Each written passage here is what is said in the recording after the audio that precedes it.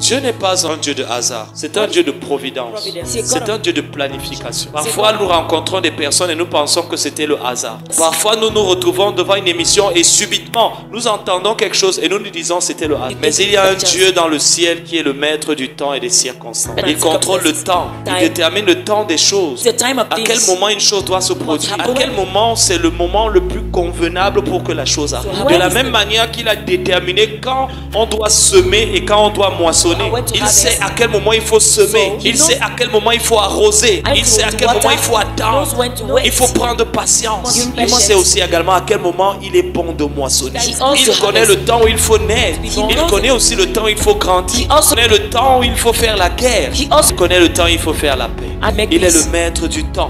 Mais au-delà du temps, celui qui définit le temps de toutes choses. Le temps de notre venue sur la terre. Le temps aussi de notre départ. Et il faut savoir que le jour de ton départ ne tient pas compte de ta santé. La santé est l'un des plus grands mensonges au sujet de la mort. Parfois nous pensons que si je suis en santé, je ne peux pas mourir. Notre vie sur la terre n'est pas déterminée par notre santé. Parce que ce n'est pas le temps d'un homme, même malade il vivra. Le temps de notre vie a été déterminé par Dieu. Le temps de notre mort aussi a été déterminé par Dieu. La Bible dit qu'il nous donne le mouvement et l'aide.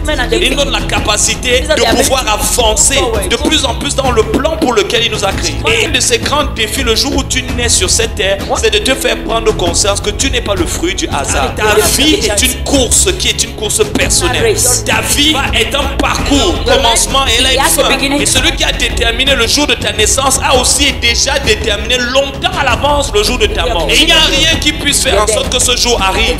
Mais que ce jour se trouve en santé, que ce jour te trouve jeune ou que ce jour te trouve vieux. Si le jour-là te trouve jeune, alors tu partiras jeune. Si le jour-là te trouve vieux, tu partiras vieux. Parce que ce sera le jour qui a été déterminé pour ton départ. Alors, la mort, on doit la comprendre dans la perspective d'un Dieu qui est le maître du temps. Parce que la mort est le rendez-vous de tout homme. Il est réservé aux hommes de mourir une seule fois. C'est un rendez-vous qu'on ne peut pas éviter. Mais par contre, ce qu'on peut éviter, c'est ce qui doit se produire après la mort. Mais la mort se prépare par la vie. Le choix de comment on va mourir est déterminé par le choix de comment on va vivre. Si nous ne vivons pas la bonne vie, nous ne mourrons pas de la bonne mort. On a beaucoup d'hommes et de femmes sur cette terre qui ont vécu une mauvaise vie, qui ont focalisé leur temps et leur intérêt pour vivre une vie pour eux-mêmes. Ils ont oublié cette citation de Salomon qui dit: jeune homme, souviens-toi de ton Créateur pendant les jours de ta jeunesse. Lorsqu'il fait allusion à la jeunesse, il ne parle pas de la jeunesse en termes d'âge. Il parle de cette période de ta vie où tu as de l'énergie, tu as de la vigueur.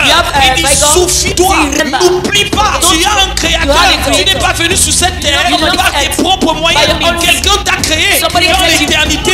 Il a créé l'éternité et il t'a amené sur cette terre pour accomplir une destinée.